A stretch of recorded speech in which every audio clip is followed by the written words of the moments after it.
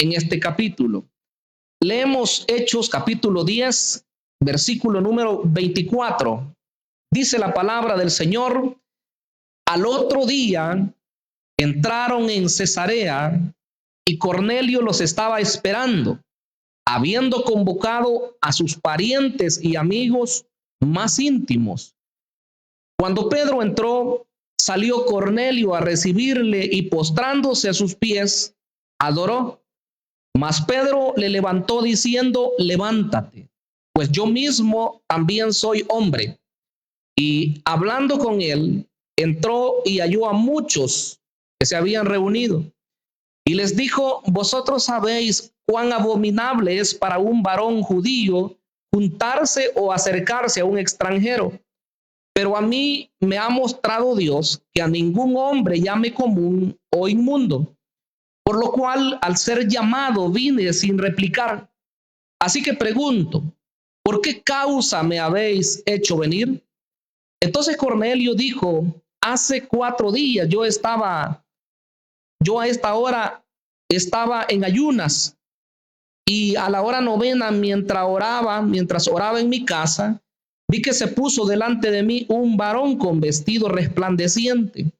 Y dijo: Cornelio, tu oración ha sido oída y tus limosnas han sido recordadas delante de Dios.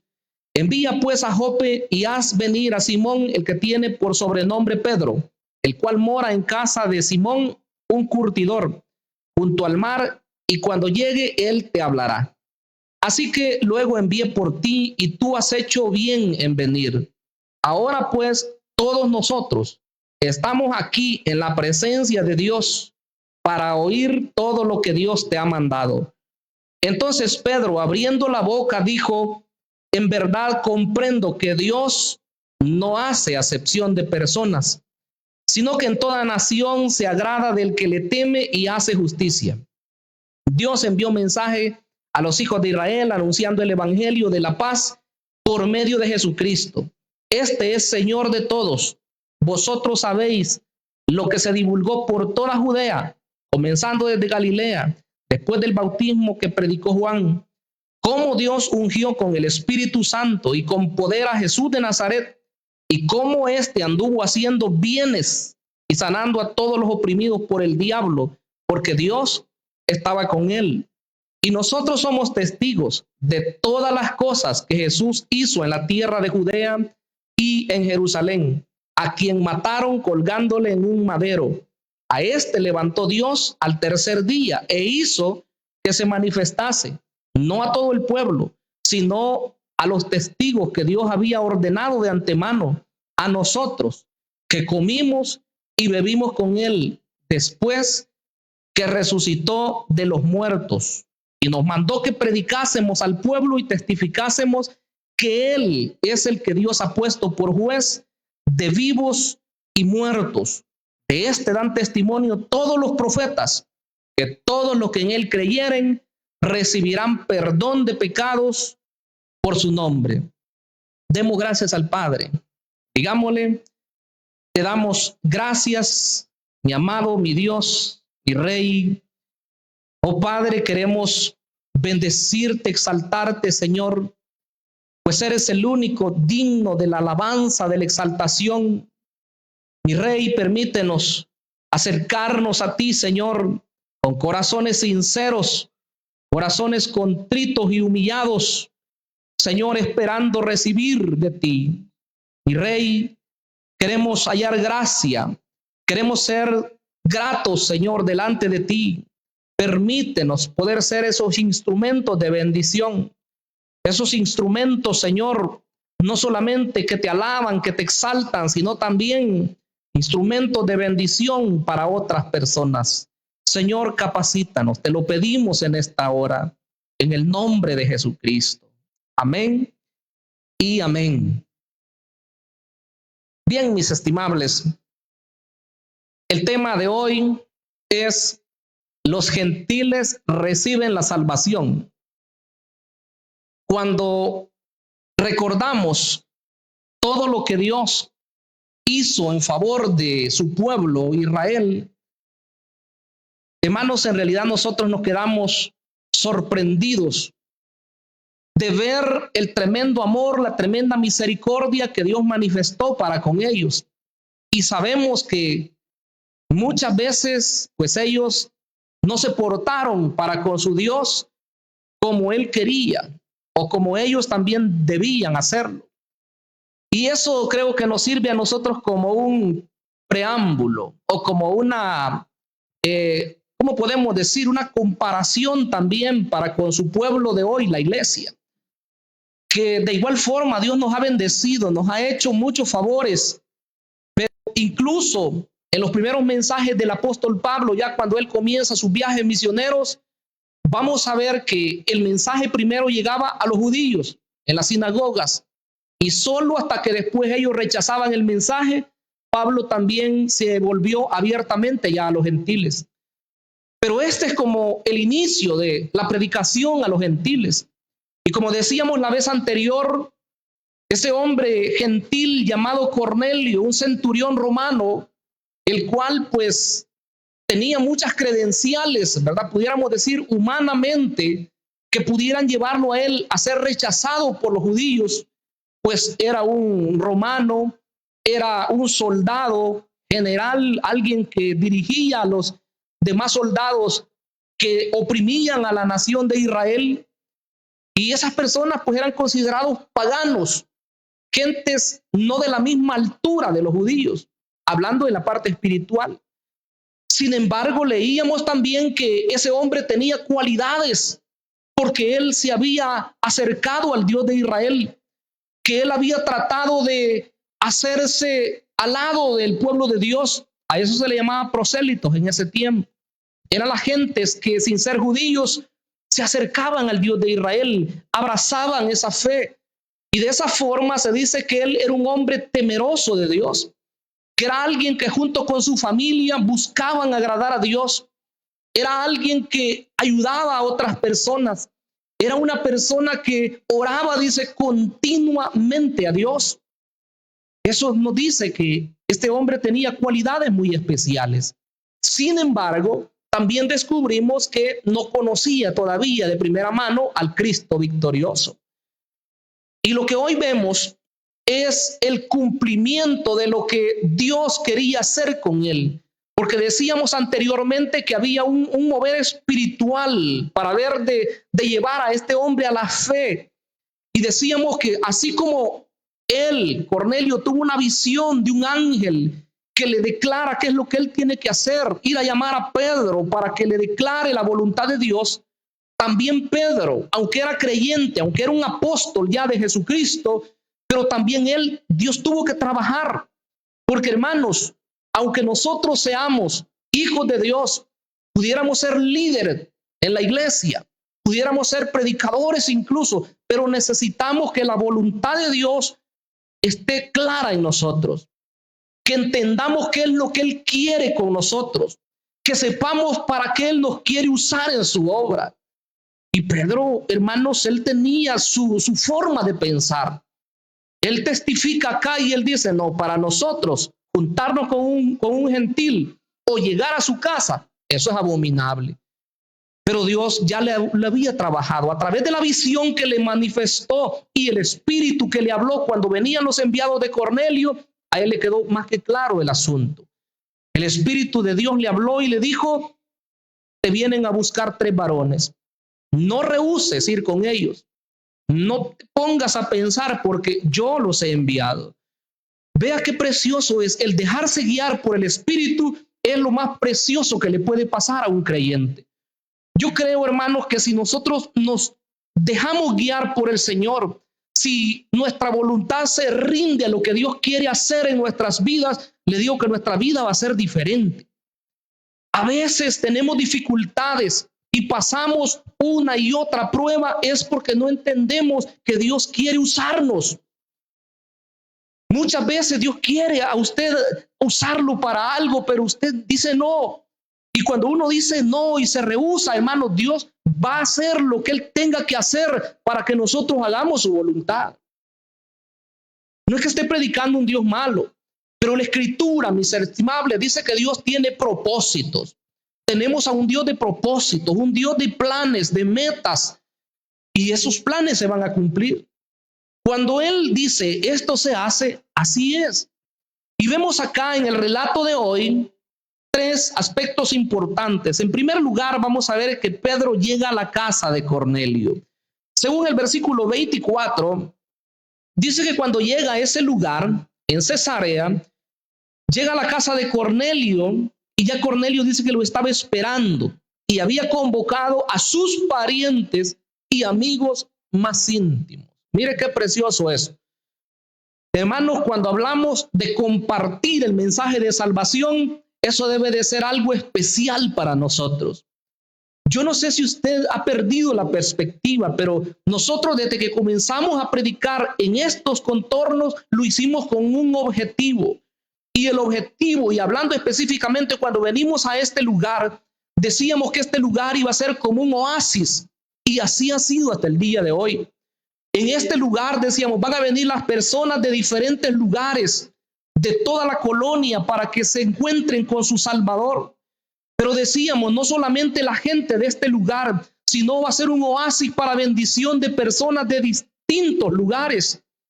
Y eso no lo debemos perder, porque así como Dios ha obrado en nosotros y nos ha mostrado su voluntad, su favor, su misericordia, Él quiere hacerlo también con otras personas. Cornelio, cuando supo que el apóstol iba a llegar a su casa, él preparó el escenario. ¿Qué hacemos nosotros cuando sabemos que va a haber una acción de gracias? No pensemos solamente en ir, aunque por supuesto hay gente que acción de gracias o ayuno o oración no se les da nada, pero hay otros que sí atienden al llamado, a la oración o al ayuno o a lo que se convoca, pero no nos quedemos solo nosotros. Si usted tiene un familiar que todavía no conoce del Señor, invítelo, porque Dios puede obrar en ese día. Si hay un culto especial, esa es la oportunidad para decirle, te invito, fíjate que va a haber esto, va a haber lo otro. Cualquier cosa usted le puede decir y le aseguro que esa persona que está dura, las palabras que usted le dice en este lugar, en la presencia de Dios, con la oración de todos los creyentes y en el mover del Espíritu Santo, yo le digo que Dios puede tocar el corazón de esa persona. Pero debemos hacerlo. Porque, hermanos, cada oportunidad se presta para poder compartir las buenas nuevas. Si usted dice, yo no tengo palabra, yo no hallo cómo decirle a una persona que Cristo le ama y decirle que acepte a Cristo, aproveche otras oportunidades. Solo invite. No va a ser usted el que le va a presentar el mensaje, ni vamos a ser nosotros los que lo vamos a convertir. El que convierte se llama Espíritu Santo de Dios. Él es el que toca los corazones y ante Él debemos exponer a las personas. Mire lo precioso que hizo Cornelio. Como el ángel le había dicho, manda a llamar a Pedro y él te va a decir qué es lo que necesitas hacer. Él bien pudo haberse quedado tranquilo y decir, bueno, Dios dice que ha escuchado mis oraciones y dice que mis limosnas han sido consideradas delante de Él, así que voy a esperar acá. Se pudo haber quedado él solo, esperando, y probable con su esposa o sus hijos. Pero dice acá este texto que él estaba esperando y había convocado a sus parientes, dice, y amigos más íntimos. O sea, no solamente se quedó con su familia, sino que a los vecinos les dijo, hoy tengo una visita especial. Hoy tengo a alguien que va a venir y nos va a declarar algo que nosotros todavía no sabemos. Y el hombre era adorador de Dios, porque dice que era temeroso. Ya vimos todas sus cualidades que él tenía, pero llama a todas las personas que eran importantes para él. Si yo le preguntase a usted, a cada uno de ustedes que están acá hoy, ¿aman ustedes a sus familiares? Sí, ¿verdad? ¿Amamos nosotros a las personas que son nuestros amigos, pero amigos de verdad? Sí los amamos. A la gente que conocemos, ¿le estimamos nosotros, hermanos? Ya no contestaron. Sí, hermanos. Pero ¿qué hacemos entonces? Porque yo les digo, y no me vaya a malentender, porque a veces yo cuando digo que las cosas materiales no es lo más importante, usted pudiera decir, no, el pastor está predicando en contra de que nosotros prosperemos. Jamás. Porque soy una persona que creo que Dios bendice. Pero sí también creo que la parte primordial es la parte salvación. Que una persona se encuentre con Jesucristo es lo más grande que le puede pasar. Porque el día que nosotros venimos a Cristo, el día que Él nos atrajo a través de su Espíritu Santo, hermanos, ese día pasamos de muerte a vida, dice la palabra de Dios. El camino que llevábamos rumbo a la condenación eterna fue cambiado en un instante y hoy nosotros podemos decir que somos los hijos y las hijas del Dios viviente, para alabanza y para gloria de su nombre. Bendito sea el nombre de Dios. Luego, lo que sigue después usted lo sabe. Cada quien puede decir, yo tengo tantos años de estar en el Señor. Y les oímos decir, ¿verdad? Yo soy feliz. Dios me ha bendecido así, me ha dado casa, me ha dado familia, me ha dado esposa, me ha dado hijos, me ha dado esto, me ha dado lo otro. Y eso es bendición de Dios, hermanos. Pero lo más grande que Él nos dio es habernos perdonado nuestros pecados. Eso es lo más hermoso que Dios pudo hacer en nuestras vidas. Entonces Cornelio, entendió eso y manda a reunir a todos sus familiares. Y los siguientes 2 versículos nos hablan acerca de lo que Pedro hizo cuando se da cuenta de esas personas. Cuando Pedro entró, dice, salió Cornelio a recibirle y postrándose a sus pies adoró. Mas Pedro le levantó diciendo, levántate, pues yo mismo también soy hombre. Esa expresión debemos tenerla muy clara. Porque Pedro lo hace acá. Más adelante lo va a hacer Pablo también con Bernabé cuando llegaron a una región y cuando hicieron un milagro de sanidad, las personas dijeron, dioses en forma humana han bajado, dijeron. Y comenzaron a hacer, dice que coronas de guirnaldas y les querían poner en las cabezas a ellos y adorarlos. Oiga, qué tremendo eso. Por eso debemos ser cuidadosos, más que todos los que ministramos. Porque las personas de cierto modo se van a fijar en lo que usted hace. Si usted trabaja bien en el Señor, las personas lo van a ver, aunque usted no diga nada. Pero nosotros somos los responsables de si tomamos gloria nosotros o se la trasladamos al que la merece. Y sabemos que el único que merece la gloria y la honra se llama Dios Jehová de los ejércitos. A Él debemos trasladar la honra y la gloria porque a Él solamente le pertenece. Entonces, yo estoy consciente que Pedro era un gran hombre de Dios. En eso debemos fijarnos. No decimos que los siervos de Dios no tienen cierta dignidad, porque ese es el otro extremo, ¿verdad? El menospreciar a las personas que hacen la obra de Dios. Pedro era un gran siervo de Dios, era un apóstol, era alguien que era importante en la obra del Señor, pero él sabía la posición que tenía. Él llega a dar el mensaje y cuando mira la multitud de personas, sale Cornelio y dice que lo primero que hace es adorar, porque lo ha de haber visto como alguien quizás demasiado respetable. Yo conozco hombres de Dios, pastores, ¿verdad? Que por la trayectoria que ellos tienen, uno se queda pero admirado, impresionado con solo verlos. Sinceramente, hermanos, hay hombres de Dios que con solo que ellos se paran antes de comenzar a exponer la palabra de Dios, uno ya se da por satisfecho, porque sabe el caminar de ellos, sabe el testimonio que ellos tienen, sabe la administración que han hecho, las personas que han ganado para Cristo y todo eso hay que reconocerlo.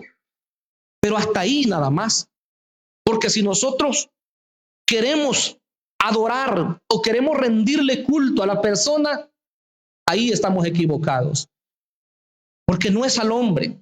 Pedro le dijo, levántate. Levántate, eso no es así. Yo mismo soy hombre, le dijo. Vea lo que dice, yo mismo también soy hombre. Y hablando con él dice que entra y halló a muchos.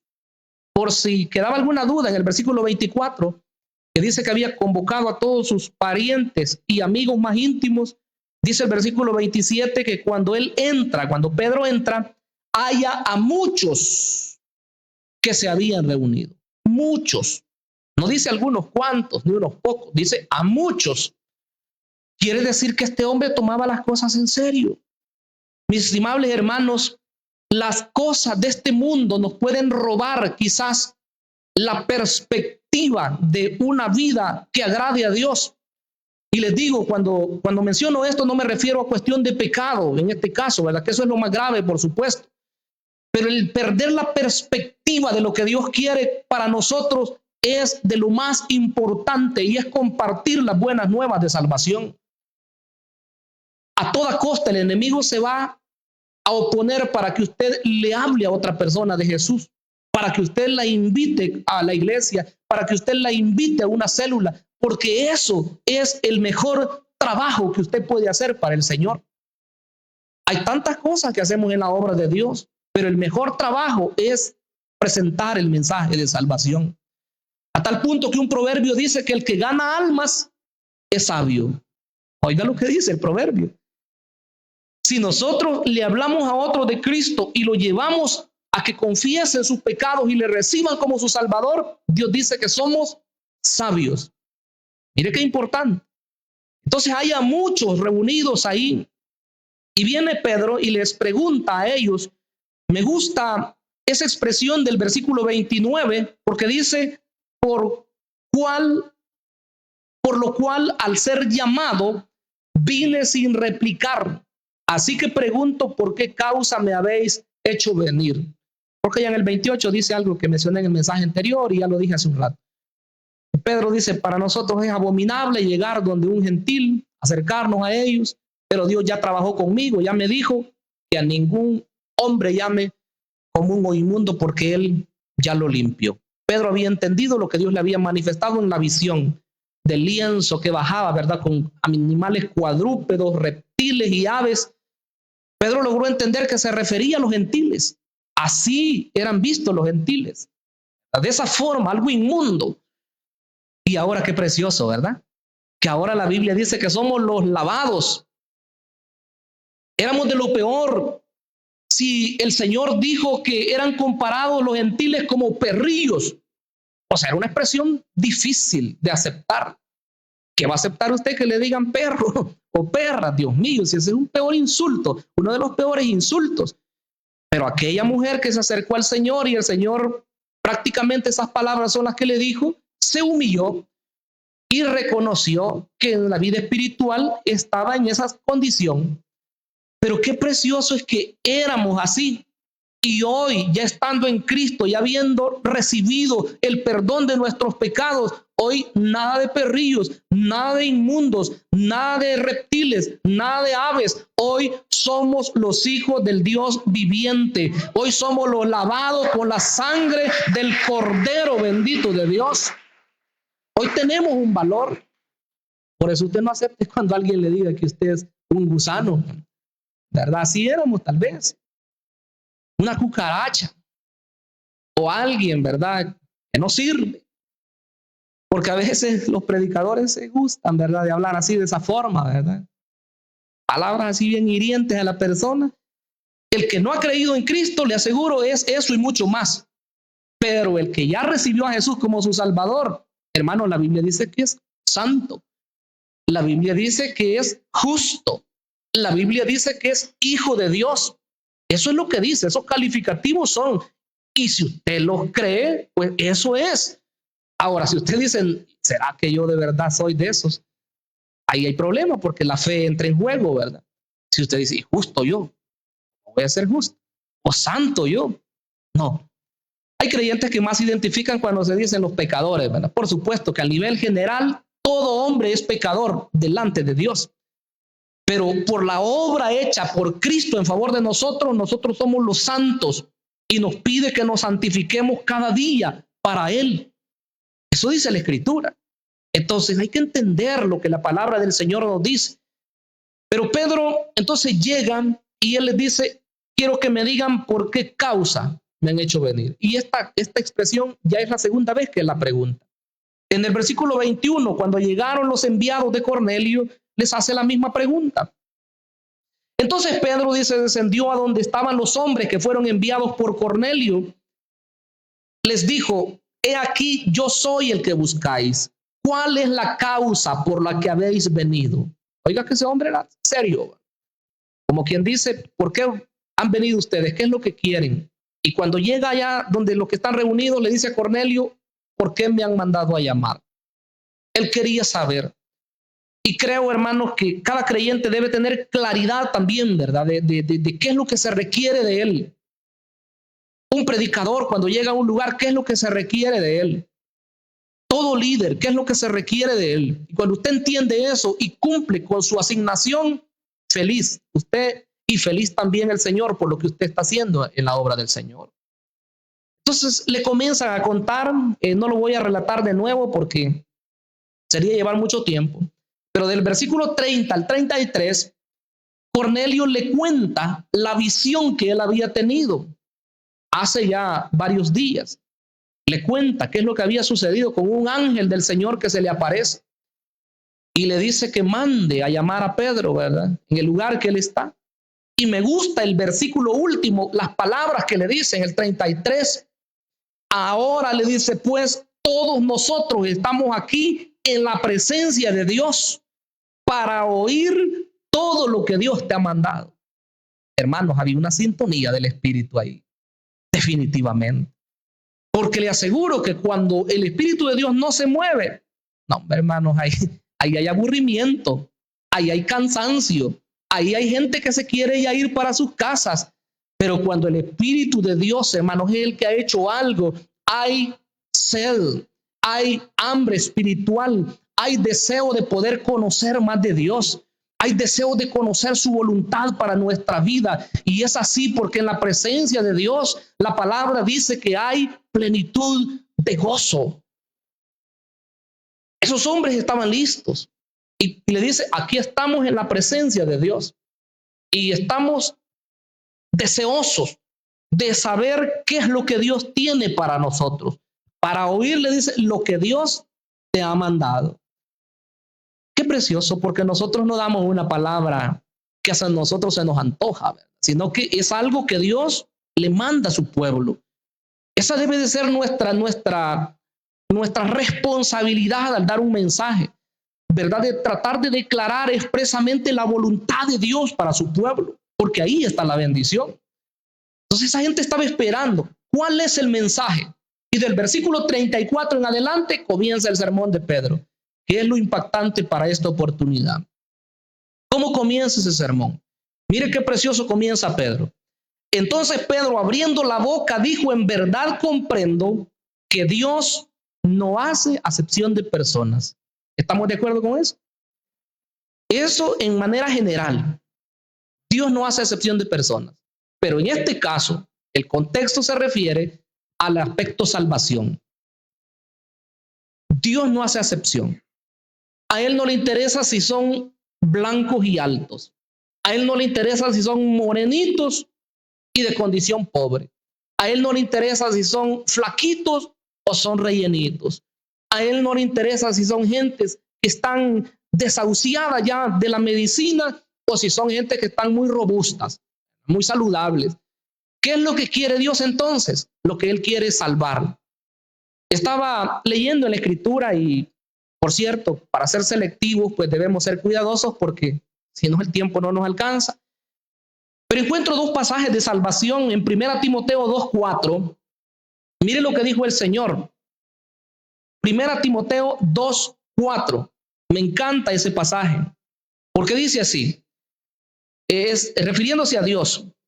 Dice, el cual quiere que todos los hombres sean salvos y vengan al conocimiento de la verdad, porque hay un solo Dios y un solo mediador entre Dios y los hombres, Jesucristo hombre. Vuelvo al versículo 4, dice, el cual quiere que ¿cuántos hombres sean salvos? Todos. ¿Y las mujeres? También. Esa expresión ahí en el original pues no dice la expresión hombre, ¿verdad? Sino que ser humano, el ser humano. Dios quiere que el ser humano sea salvo, ¿verdad? Eso es lo que quiere el Señor. Y la segunda carta de Pedro, que es el otro pasaje que también quiero que leamos. Segunda de Pedro 3:9. Mire el deseo de Dios. Dice que el Señor no retarda su promesa, según algunos la tienen por tardanza, como quien dice el día que Él venga por su iglesia. No es que a Él se le ha olvidado, no es que Él se está retardando voluntariamente. El Señor dice no retarda su promesa, según algunos la tienen por tardanza, Sino que pasa con el Señor.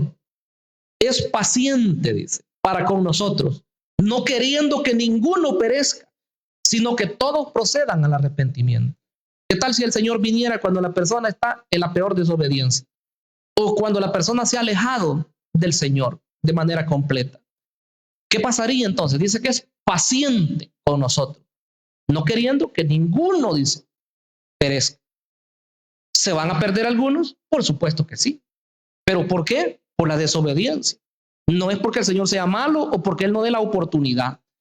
Entonces el deseo de Dios es salvar, y por eso Pedro dice allá, hoy comprendo que Dios no hace acepción de personas. Como quien dice, dio la salvación a los judíos y hoy acá también que me ha enviado a predicarles a ustedes, romanos, gentiles, de igual forma Dios los quiere salvar. Qué hermoso. Dice que en toda nación, dice que se agrada de aquel que le teme. Mire qué precioso. Y hace justicia. Cornelio era uno de esos. Y creo que, hermanos, cuando Dios toca el corazón, cuando Dios llama, Él hace esa obra preciosa. No es que el ser humano tenga las cualidades, pero Dios mismo hace, hermanos, que el corazón del ser humano sea sensible a su presencia. ¿Qué hace el ser humano entonces? Muchos se endurecen, muchos resisten y no quieren. Pero Dios, hermanos, sigue llamando. Su brazo extendido sigue todavía hasta nuestros días. Él desea salvar todavía. Y sabemos que ese es el principal objetivo por el que Cristo vino a esta tierra. No vino Él para hacer un espectáculo o para otros propósitos. Vino a salvar. Entonces, me gusta el mensaje que Él da, porque en el versículo 36 comienza el mensaje que Él comienza a darles a aquellas personas. Después de haberle dicho que Dios no hace excepción de personas, sino que Él mira a aquellos que de verdad quieren hacer su voluntad, luego comienza a decirle los ingredientes del evangelio, que debemos nosotros también considerarlos. Yo he enumerado aquí algunos, por no volver a leer todo el texto bíblico. En ese mensaje, desde el versículo 36 hasta el 43, dice por lo menos en el versículo 48 que Jesús es el Mesías. Dice que Dios lo ungió. Dios ungió a Jesús. Lo unge con el Espíritu Santo. Como Dios ungió con el Espíritu Santo y con poder a Jesús de Nazaret.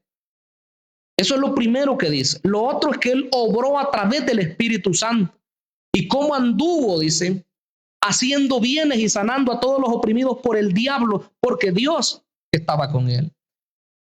Para esa gente era básico que ellos entendieran que Jesús era aquel que había anunciado los profetas del ayer. Aunque eran gentiles, pero la salvación es de la misma forma. No hay un salvador para judíos y otro para gentiles. El salvador, por eso dice la Biblia que es el salvador del mundo. Jesús.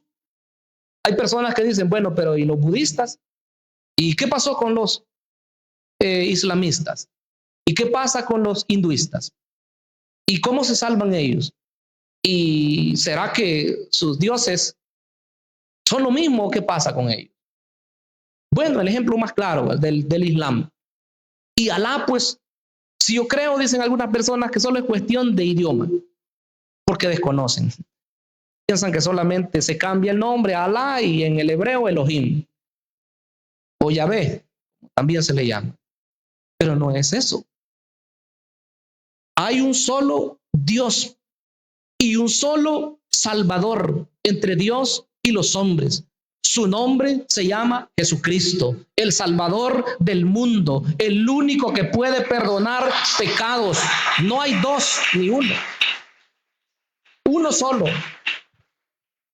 Entonces, la Escritura es clara, ¿verdad? No seguimos a un hombre, no seguimos a un líder para que nos dé salvación, sino que seguimos a aquel que fue muerto, según la Escritura, pero que también resucitó.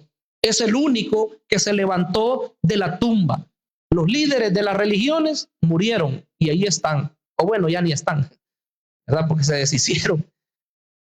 Pero el que se levantó se llama Jesucristo. Entonces ellos tenían que entender que Jesús era el Mesías. Ellos tenían que saber que el Espíritu de Dios lo había capacitado para que hiciera los milagros que él hacía. 3, también se menciona que él muere en la cruz. El versículo 39 dice así: y nosotros somos testigos de todas las cosas que Jesús hizo en la tierra de Judea y de Jerusalén, a quien mataron colgándole en un madero. Era básico que supieran que Jesús había muerto, porque sabemos que en la muerte de Cristo, en el derramamiento de su sangre, está garantizado el perdón de los pecados. Entonces aquí está lo básico. Así les testifica Pedro y le dice: Dios permitió que mataran al Señor, que lo llevaran al madero. Pero lo otro que les testifica también es que Él resucita de los muertos. El 40 dice: a este levantó Dios al tercer día e hizo que se manifestase. Murió, es cierto, pero les dice: Dios lo levantó con poder.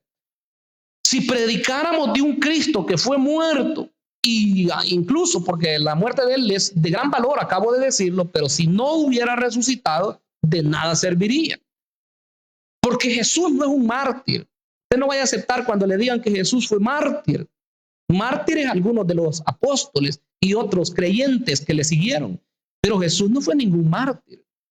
Él voluntariamente entregó su vida para salvarnos a cada uno de nosotros. Eso dice el Evangelio. Esa es doctrina pura. Entonces Él dijo: a mí mi vida nadie me la quita. Tengo poder, dijo Él, para ponerla y tengo poder para volverla a tomar. Ese mandamiento, dijo Él, he recibido de mi Padre. Entonces Jesús no murió accidentalmente. Oh, pobrecito Jesús, ¿verdad? Porque no se pudo defender. No había nadie que le ayudara a Él. Si en una oportunidad Él dijo: si yo quisiera, ya pediría 12 legiones de ángeles que vengan en mi ayuda, dijo Él. Y una legión se componía de más de 2,000 soldados. Que piense, si un solo ángel que se manifestaba en el antiguo tiempo dice que era capaz de matar a miles de personas, y además que Él no necesitaba de ángeles, si Él es Dios, o solo que Él hubiera dicho algo, todos hubieran muerto, ¿verdad? Pero Él lo hizo por amor a cada uno de nosotros. El propósito no era librarse de esa muerte. El propósito era morir en esa cruz, derramar su sangre para el perdón, no solo de los que estamos aquí, de los que nos ven a través de las redes, sino de todas aquellas personas que quieran recibirle como su Salvador personal. Porque es sangre eficaz, la sangre derramada. Ahí está garantizado el perdón. Entonces, muere, resucita, pero también le dice que hay que ser testigos. Según el versículo 39, incluso dice así: y nosotros somos testigos, dice, de todas las cosas que Jesús hizo en la tierra de Judea y en Jerusalén. Nosotros somos testigos, somos conscientes de que eso fue verdad. Y por último, mire lo que él dice, que son enviados. Según el versículo 41 dice que se aparece no a todo el pueblo, sino a los testigos que Dios había ordenado de antemano a nosotros, dice, o sea, los apóstoles, que comimos y bebimos con Él después que resucitó de los muertos, y nos mandó que predicásemos al pueblo y testificásemos que Él es el que Dios ha puesto por juez de vivos y de muertos. No solamente es el Salvador, hermanos, Jesús. Hoy en día las personas lo pueden aceptar como su Salvador. Y si quieren, lo pueden rechazar también, porque es voluntario. Pero un día, este Salvador, el que se presentó según Apocalipsis, lo ve Juan en su visión como el Cordero de Dios, como alguien con una herida aquí en el cuello. Imagínense ese corderito blanquito, precioso, y con esa sangre ahí, ¿verdad? Rojita. Así lo vio el apóstol Juan en su visión, como un cordero, como algo manso, como algo quizás frágil incluso. Pero ese cordero, usted y yo sabemos que también es el león de la tribu de Judá. Y cuando Él venga, viene su expresión ya no de cordero, sino que hoy viene como el león de la tribu de Judá, porque Él es el Rey de reyes y el Señor de los señores. Cuando Él venga, va a venir para gobernar a las naciones con vara de hierro, dice la Escritura. Quieran o no quieran, tendrán que adorarle. Hay pasajes, ¿verdad? Como 1 Corintios 15 al final, y como el Salmo 22, y como Apocalipsis 11, Apocalipsis 19, donde dicen que toda rodilla, ¿verdad?, se va a tener que postrar ante ese Señor. Quieran o no quieran, lo van a tener que hacer. Claro que eso será solamente como un testimonio y para ellos será para recibir como juicio. Pero qué precioso es que nosotros no nos han obligado, que a nosotros no nos, ¿verdad?, están ahí con un azote o un castigo que nos va a llegar si nosotros nos postramos voluntariamente, nos postramos ante el Rey de Reyes y Señor de Señores, porque reconocemos que Él ha hecho muchas cosas preciosas en favor de nosotros. Así que hoy dice que nos envía, nos ha enviado que testifiquemos, nos ha enviado a que llevemos ese mensaje de salvación.